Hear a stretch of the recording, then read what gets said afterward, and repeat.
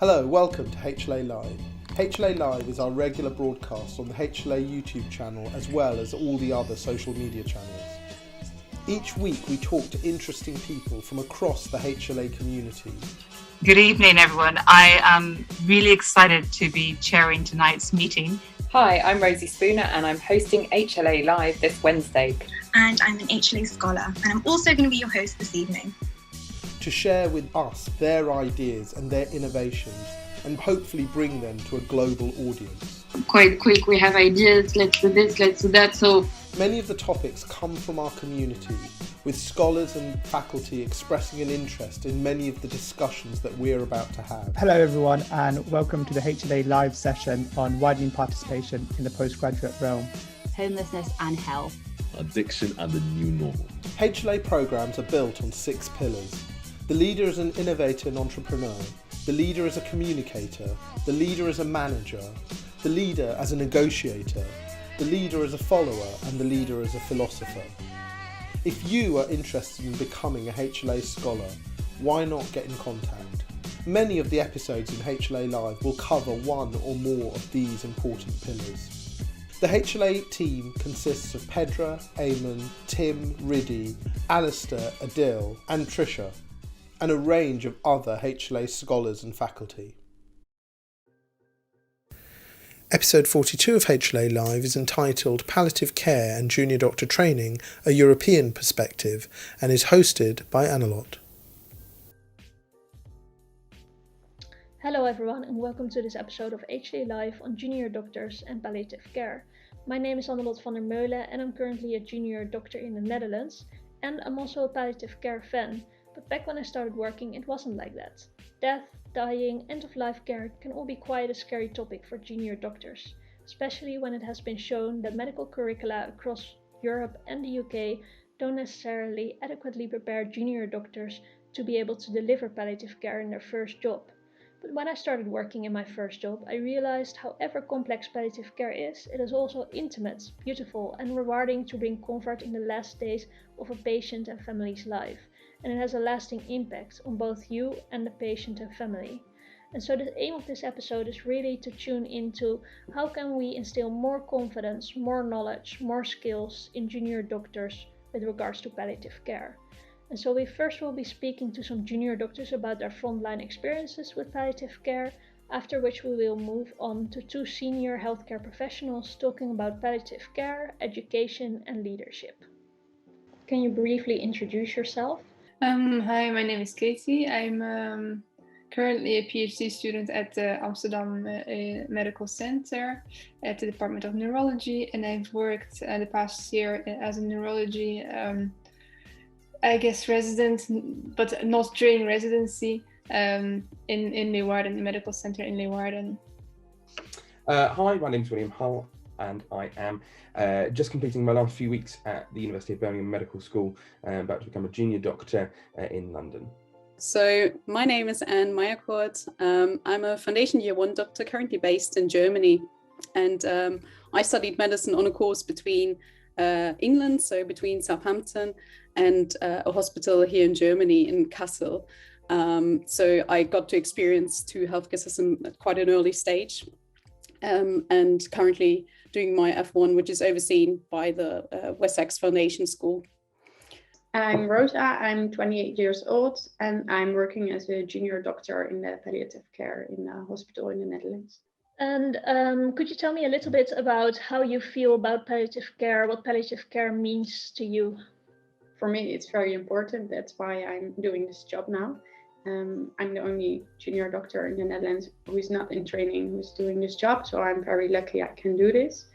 And for me, it's a really nice work field because I can have time and I can have a lot of interest in the whole patient and not only one problem.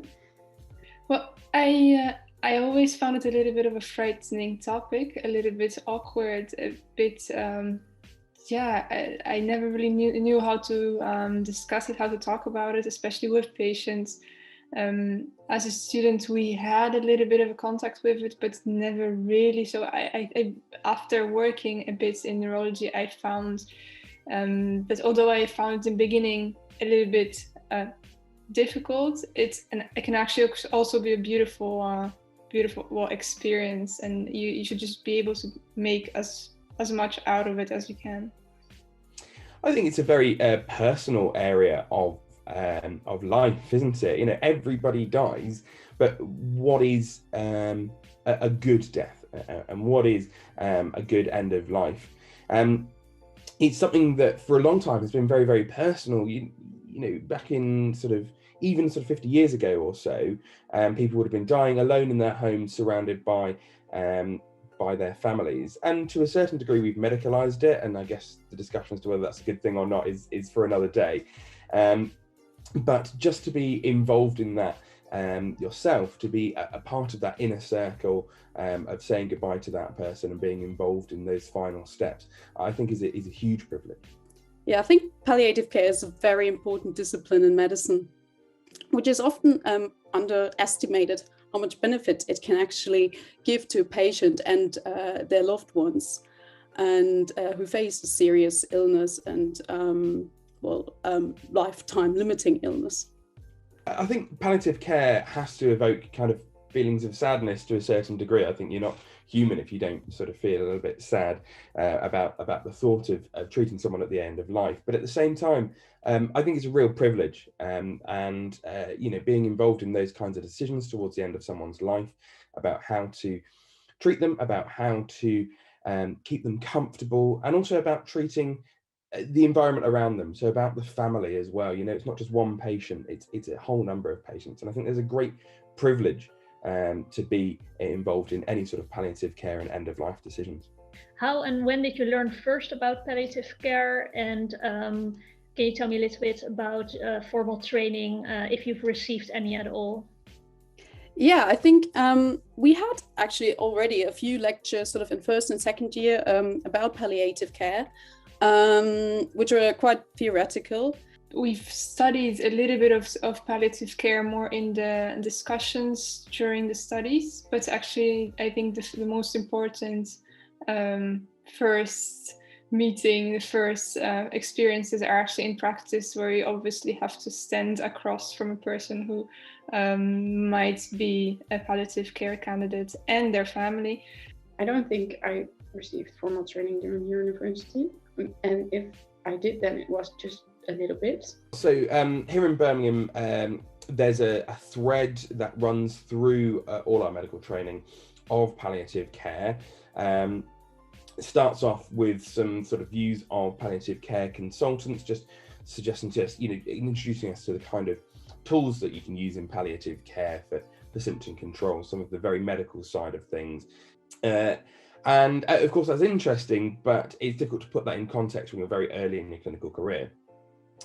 As you move on through the medical training, actually have hospice experience days, whereby you go into hospice, see what the hospice is all about, speak to some patients in the hospice environment, speak to some families, and really see the whole process that goes on in there. But actually what was really important for me was we also got the opportunity to go out into hospice at home, into the community, and see some of the patients who were under the care of the hospice and the palliative care team, but were actually wanting to spend their last sort of days, weeks, months at home. In my clinical years, I actually had quite a lot of exposure to palliative care as well.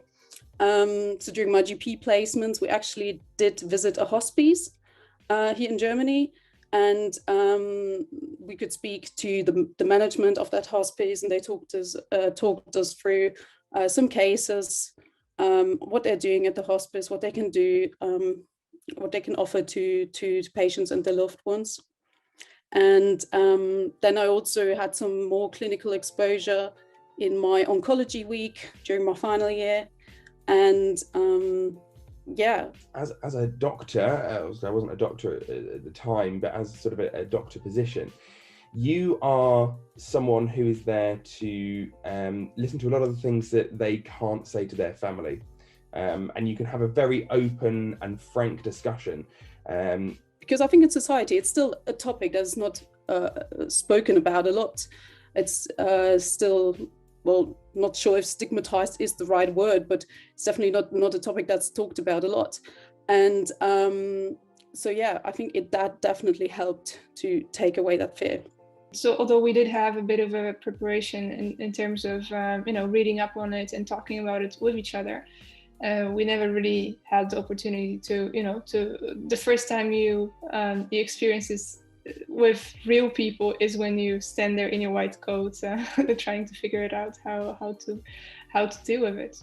But I think actually the first time that I was really encouraged to think about end-of-life care and patients who are at their end of life was in my second year of medical school, where I chose a student-selected unit themed around death and dying. So this was a course basically that you could choose. You didn't have to do it. And there were several to choose from on different topics. And I chose the one around death and dying. And that was actually I very much enjoyed that course because it encouraged us as medical students to think about death in quite a creative way. And we basically just talked about it. How is death presented in that resource? So it was films, it was books, podcasts, could be anything, academic literature about death and dying and palliative care. And I think these conversations really encourage us to think about it in a creative way, but also took away that fear of talking about death in sort of the first place. I think I learned the most from my peers, not from my supervisors. I think we, as doctors who are standing next to the patient and next to the bed, we saw earlier that it was the end of life or that there was more care necessary next to the chemotherapy or other treatments. And I learned from my peers, and there was a specialized team in the palliative care in the hospital who you could ask to help you and think with you how you could do it better and how you could take care for the patient. I would say medical school has definitely helped me to lose that hesitation or fear of addressing death and end-of-life care with patients and talking about it. But I would say, no matter how well prepared you are or how many sort of clinical scenarios you have observed or trained OSCEs in, I think you will still feel extremely nervous when you have your first consultation with a patient around their end-of-life care. I think it all came really down to just being an empathic doctor and really seeing that individual patient in front of you. I think that's definitely, that approach has helped me a lot with sort of taking away that nervousness in my first consultations now in F1, speaking with patients and their loved ones.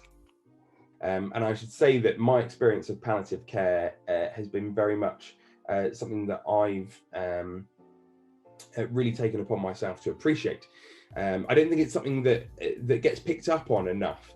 As much as we had some formal teaching over the 4 years that I did, we probably had 5 or 6 formal days worth of teaching focused on palliative care.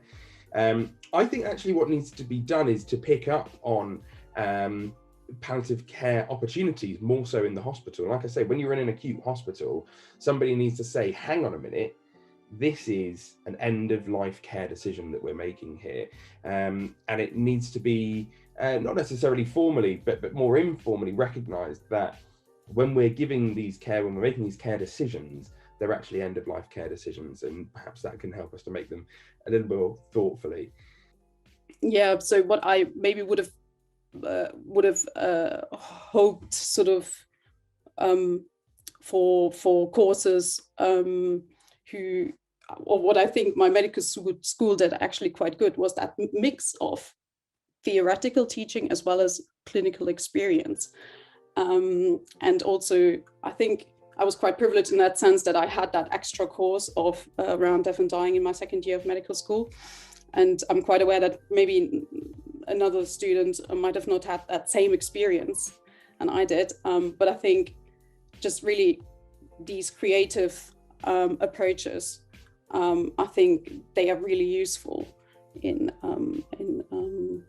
bringing young doctors, getting them in touch with end-of-life care.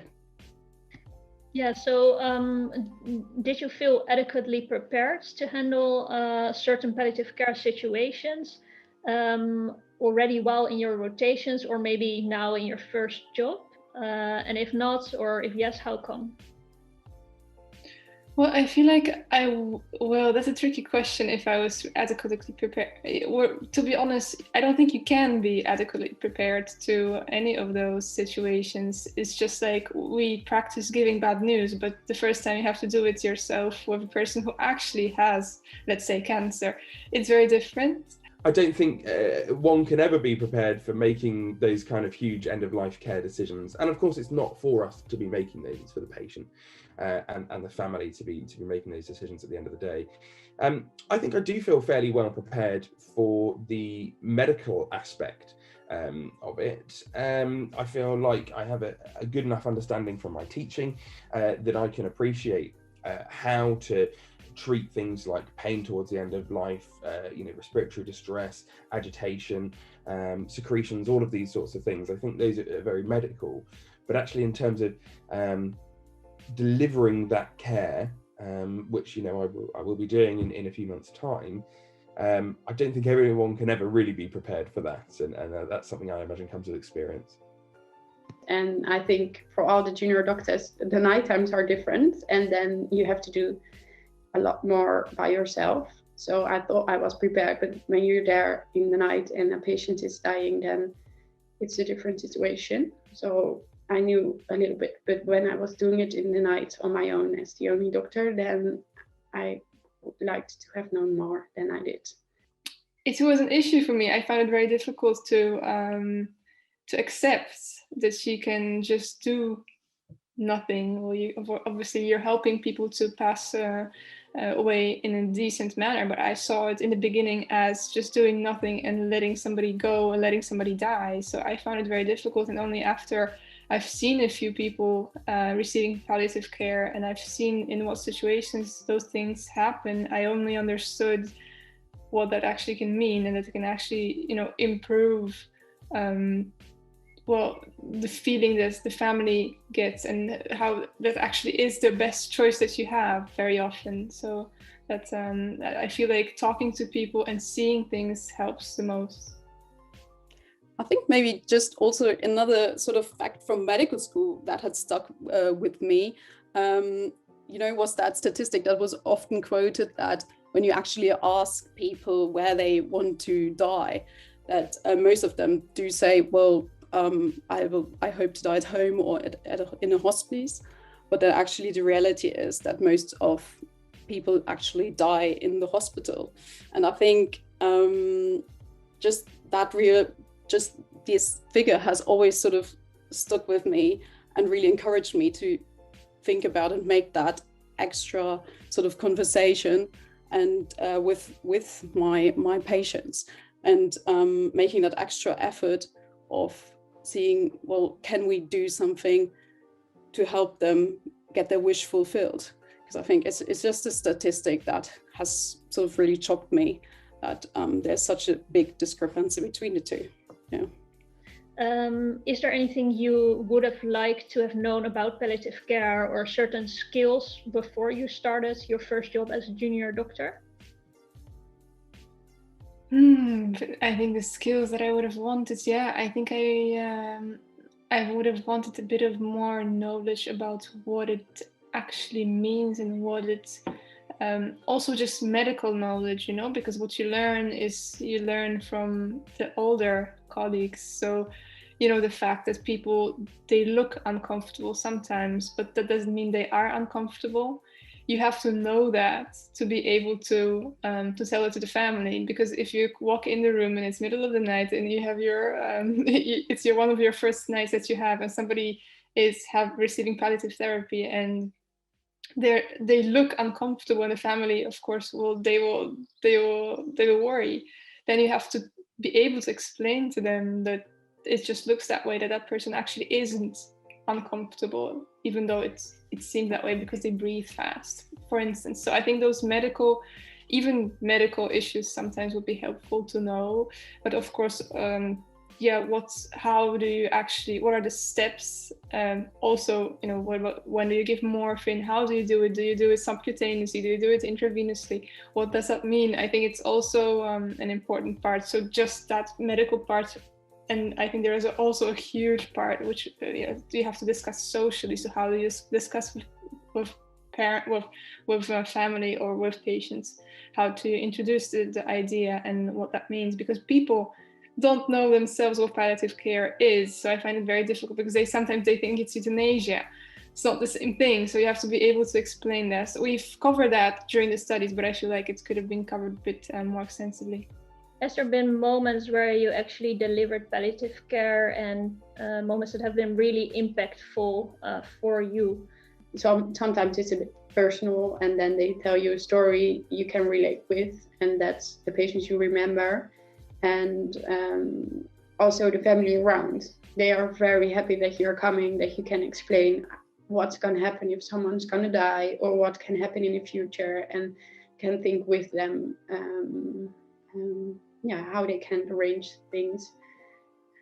So also the family, when they are thankful and they are happy that you're coming and you have time, that's important moments. And that's why I'm doing this job. I always found it very difficult with people who were young and who were fine until something happened. And neurology is always, it's often a bleeding, for instance, or a huge stroke, which made somebody who was perfectly fine, had small kids and lived their lives, just in 1 second they turned into somebody who was who couldn't do anything. They couldn't eat, they couldn't drink, they couldn't speak, and their prognosis was rapidly deteriorating. So I always find it very frustrating. And like I said, I always remember saying, well, yeah, but maybe we should call the neurosurgeon. Maybe we should just try. Maybe we should just try to save them. I found it very difficult to accept. So I think that's very difficult. But I also have experienced elder patients who have lived their lives, and they were in the hospital while they also experienced something similar. But then their families said, well, actually, it's the most beautiful way to let them go, because they're next to me and they're drifting from sleep to a little bit of awake and a little bit of sleep. They're comfortable, and I can have my last farewell. I can still see them. Probably they feel like they have the time to say goodbye. So I think it's it's very it can be beautiful, and it can be beautiful for reflection for the family when they can say, yes, they've lived their lives the way they wanted. I'm happy that I can let her go in such a way that I'm comfortable with it, she looks comfortable, or he looks comfortable, and that you can facilitate it as a doctor. So I also found it, the beautiful aspects of it. I didn't quite know when I first started my F1 that I would actually be involved with so many sort of, palliative care, end of life care scenarios. I think, there's several that have stuck with me. I think it's probably also due to the nature. It's sort of my first job as a doctor, and you just naturally do take things home with you. Having cared for people who have died because of COVID, and you have basically seen them sort of coming in to the hospitals with classic symptoms, shortness of breath, and then they continuously got worse. You were involved with talking to the relatives, basically that whole process, and then eventually taking care of them at their end of life, and seeing them pass away due to COVID. I think just all of that has been definitely, like in the past months, something that has impacted me a lot. And also, I think you just see it every day in hospital, and in GP as well. But in hospital, it's right there in front of you, and you see these people who are towards the end of their lives, and there are decisions being made in an acute hospital where perhaps the person in the bed next to you is being treated for perhaps an acute infection or something along those lines, and will be discharged in a week's time, and somebody who possibly, if they do make it out of hospital, will not be living for sort of longer than a few weeks. And actually, I think that's really where the majority of the learning about palliative care happens, in that real environment where it happens so frequently. My first question would therefore be, how do you define palliative care, and what does palliative care mean to you? Well, as you know, there are official definitions of palliative care, what it is all about. But it's basically, for me, it's caring for severely ill patients, and which is a little bit still unusual to regular medicine, to real medicine, as you might call it. And therefore it's a little counterintuitive to many still in medicine, and also to much what you have learned in medicine, in med school. Maybe also a little bit counterintuitive to what your experience currently is as a junior medical doctor. It's sometimes hard to get the palliative care messages across, I find, because people are doctors. Our system is very much geared still towards cure, towards life prolongation. And I think it's a psychological hurdle to think about dying, to think about the end of life. Palliative care is really nothing more than just taking good care of patients and their family. It's nothing different from curative care, but it's, on the other hand, it is different because it's a care that it's in the time that the patient and the family have a lot to think about, a lot to suffer also. So you need to be there for them, probably more than in curative care. How was that for you when you were a junior doctor? Did you have those same sentiments, or was there an instant connection? Can you elaborate a little bit on that? Well, in my time, it was not something that was really spoken about, because it was something for other doctors. It was not for you to do. So in that time, you were more raised as a curative doctor, and everyone wanted to be a surgeon or wanted to go to developing countries in Africa and do your stuff there. So it really wasn't an issue. It was simply not spoken about. I was introduced into palliative care basically by a severe illness in my family, my brother, and therefore I was open to these questions. And I think all of you listeners, everybody has experience in that. And I think it's the question whether to take this up and open or to close your eyes, which are both reasonable psychological reactions to this sensitive existential topic. But for me, it was the reason to join in a lecture 100 years ago by Richard Lemmerton from St. Christopher's Hospice, who came to Munich at that time and gave a lecture.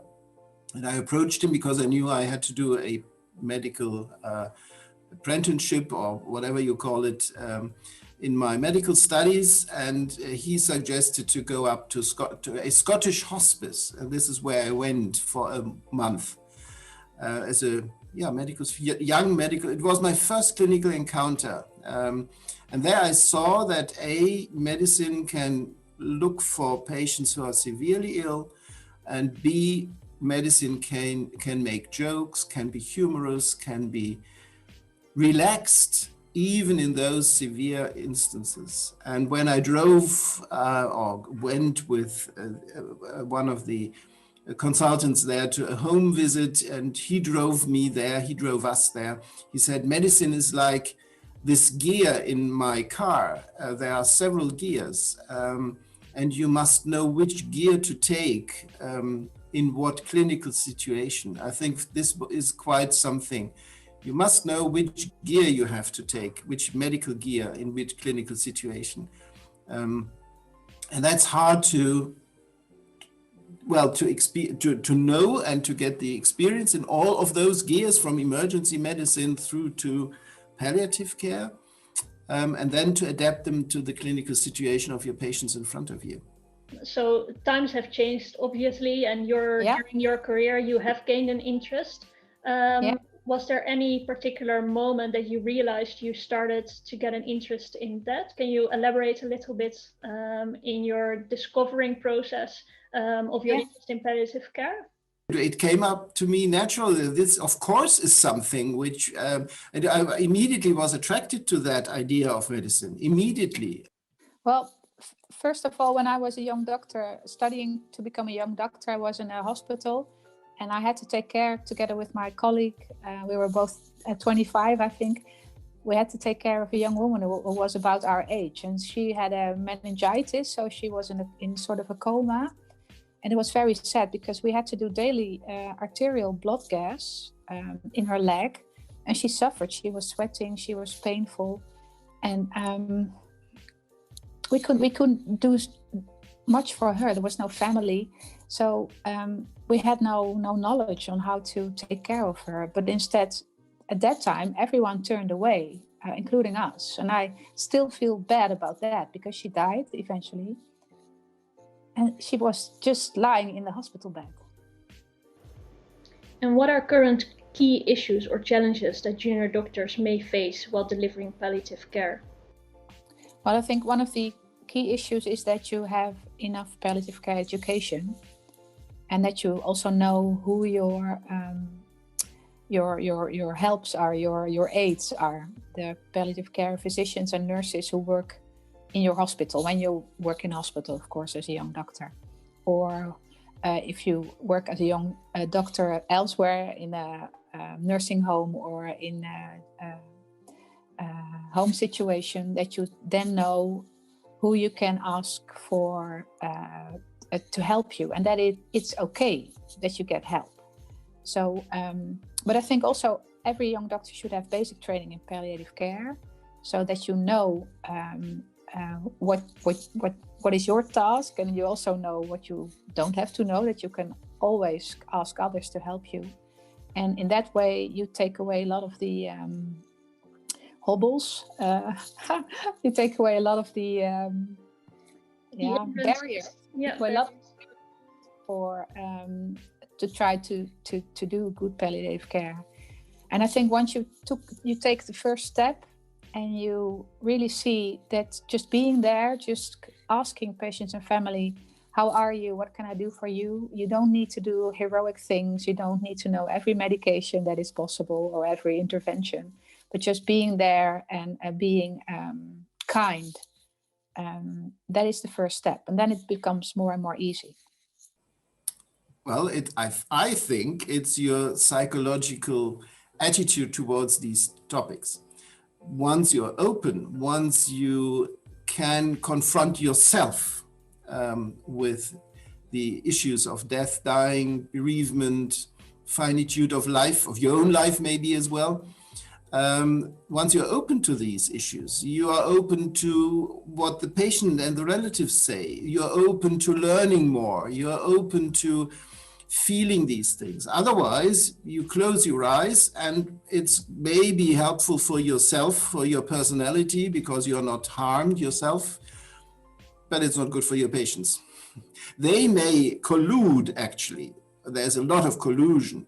They may collude and tell you, well, I don't want to know about the end of my life. I want only to hear about cure, which is maybe hopeless anyway, and you will collude and say, oh yeah, there's cure, there's the possibility of a phase 1 trial here, and a new wonder drug coming from America there, things like that. Do you think that is something that medical schools should implement in their curriculum? Must, not should. No.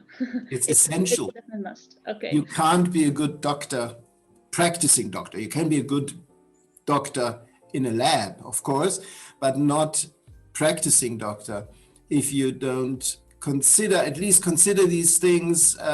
You don't have to become a specialist. There are only a specialist palliative care physician. I'm not arguing for that, not at all.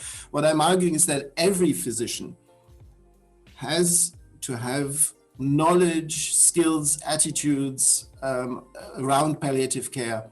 It's essential for your work, for your life, for your own life balance as well, actually. Well, in the Netherlands, we've only just recently made up a core curriculum on palliative care for medical students and also for the young trainees and for the residents. So it's a stepwise education curriculum. And what is necessary is that every student has training in that. And it's about basic skills, it's about communication. And we need to incorporate lessons on that into every curricula in the Netherlands. And not every academic center is there already. Some are behind, some are a little bit better prepared, but it needs to be implemented structurally. Should be incorporated everywhere and from the very beginning, of course. But there is also the third goal of medicine, which is quality of life improvement, even early on, of course. So this aspect of medicine must be incorporated in all the curricula in some aspect, more relevant than others, across the whole spectrum, of course, because you are growing through med school and the other professions as well. You mentioned it. You're growing, you're getting a different experience, maybe counterintuitive experience to what you're taught because of the culture still there. And then you have to reflect it. And so you're growing through these all steps. Yeah. Yeah. You need to have some passion. And enthusiasm is the most important one to stimulate. And I think you need ambassadors, maybe young doctors who are not that old, who can really say, well, this is the way to go, and you should hop on the train and follow me, because end-of-life care is important, palliative care is important, and it's all about you being a doctor. You want to help people, so it also includes palliative care or end-of-life care. So education is one way. The other way is maybe having it already in the middelbare school, in the secondary school or high school. Secondary school or high school, yeah. And try to make it more sexy. Try to put it into a game or into something on the internet. Make it lively. That's what we need. We need to step away from only fear, and that it is very sad all the time, because it's not. It's also, you can have a really good laugh with people who are very sick and their relatives. And it's about life. It's really about life. It's about why we are here on this planet. So there must also be a formal training in leadership in palliative care. It's, I think, different from other areas of medicine. If you look into heart surgery, it's a different kind of personalities there. You might need different leaders there, but for us, we have highly motivated people who really want something. They are very emotional as well. Sometimes they can work a lot with each other, which is important. Work as a team. They want to work as a team.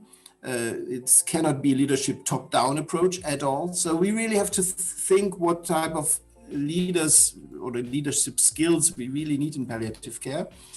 And if you could give one piece of advice for junior doctors that are starting out on their first job with regards to palliative care, what would you say? Oh, perhaps my advice would be to not be afraid. And if you are faced with a patient or the family of a patient who are really ill, not to follow your instinct and turn around and go away, but just enter the room, just sit there.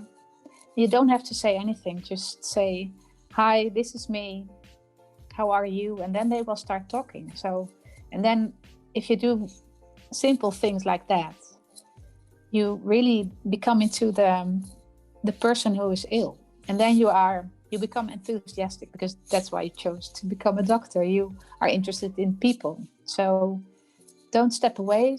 Feel not afraid. You can do it. And refrain from talking too much. Just sit there, be there. It's all about presence. One piece of advice of delivering good palliative care, I think being open to what the needs of the patients are, first of all, delivering good care, and being open to develop yourself as a person into these questions of your life. It might help you later on as well. Thank you so much for joining us today. We've only just touched up on the beginnings of palliative care and the intricacies and challenges it holds for junior doctors. We've talked about their personal experiences, about barriers and essential skills, but also about ways to change the palliative care landscape for junior doctors. We talked about ambassadors and leaders to instigate these changes, about a better implementation in the medical curriculum, and about a certain personal openness and willingness to participate in palliative care. And if you want to share your thoughts on social media like Twitter, please use the hashtag HLA Live so we can find each other. So once again, thank you so much for joining today, and let's keep talking about palliative care. See you next time. Thank you to everyone that made tonight's episode possible. Whenever our scholars are thinking about complex problems facing our health systems, we encourage them to think about how they make significant change in the world of healthcare. We are incredibly lucky to have some incredible scholars in the HLA. They use the HLA as a platform to take their ideas and bring them to fruition. If you are interested in the work of the HLA, why not join us at one of our future HLA events? Why not join one of our programs? Why not even become a HLA scholar? Thank you for joining us. My name is Johan Meulen, the director of the HLA, and it's a good night from all of us.